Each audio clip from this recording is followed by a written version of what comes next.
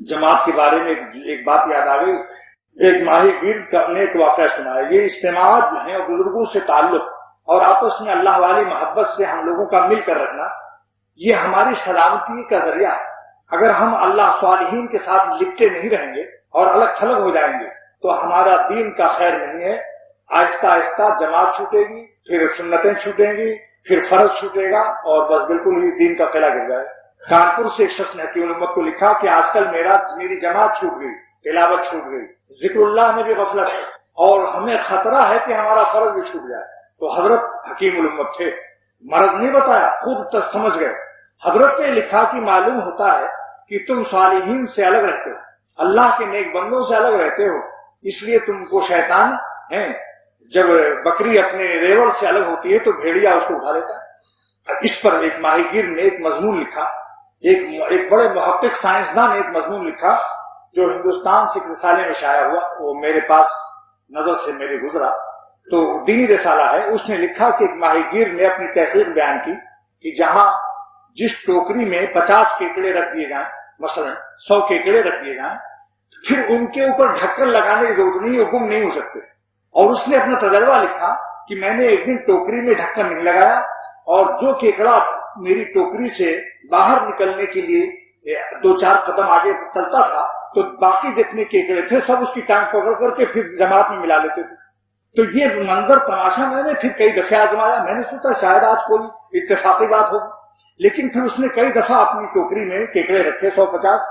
اس کے بعد پھر غور سے دیکھتا رہا، جو کیکڑا آگے بڑھا کہ ٹوکری سے نکل کر باہر چلا جاؤں تو باقی جتنے کیکڑے ہوتے تھے اس کے ساتھی لوگ اس کی ٹانگ پکڑ کر کھینچ رہے ہیں. اس نے پھر اس سے لکھا کہ جماعت کی نماز اور صالحین کے ساتھ مل کر رہنے میں یہ فائدہ ہے کہ اگر کوئی شیطان کھینچنا شروع کرے گا اور وہ کھینچنا شروع ہوگا، شیطان کھینچے گا اور وہ کھینچنا شروع ہو گیا نفس کی سازش سے، کیونکہ شیطان براہ راست حملہ نہیں کرتا، وہ نفس کو اپنا دوست بناتا ہے، نفس کو گناہ کا مزہ دکھاتا ہے. شیطان براہ راست تو ہم اس کو دشمن سمجھتے ہیں، لیکن وہ ہم کو زہر کوئی آسانی سے نہیں کھاتا. مٹھائی کے اندر زہر کھاتا ہے، گناہ کا مزہ دکھاتا ہے، پھر آدمی اس زہر کو کھا لیتا ہے. سمجھا؟ تو اگر شیطان و نفس کسی کو کھینچنے لگے لیکن وہ اہل اللہ و صالحین سے جڑا ہوا ہے تو انشاءاللہ تعالیٰ اس کی ٹانگ پکڑ لیں گے.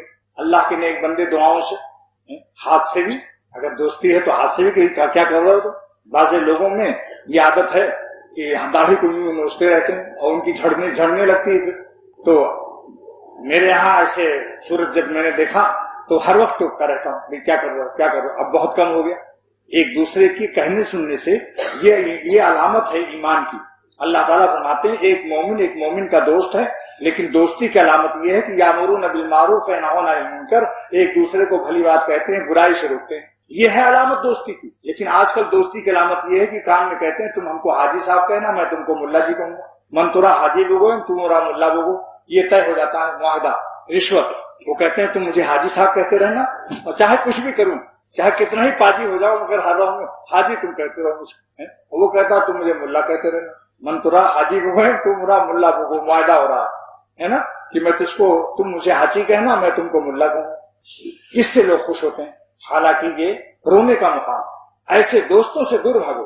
دوست وہ ہے جو ہمیں مشورہ دے دے کہ یہ بات ایسی، اس میں یہ نقصان مجھے محسوس ہوتا ہے، آپ غور کر لیں، نظر ثانی کر لیں. لیکن اس میں اکرام ہو، اس میں اکرام کا ہو، تحقیر نہ ہو. نکیر تو ہو، تحقیر نہ ہو.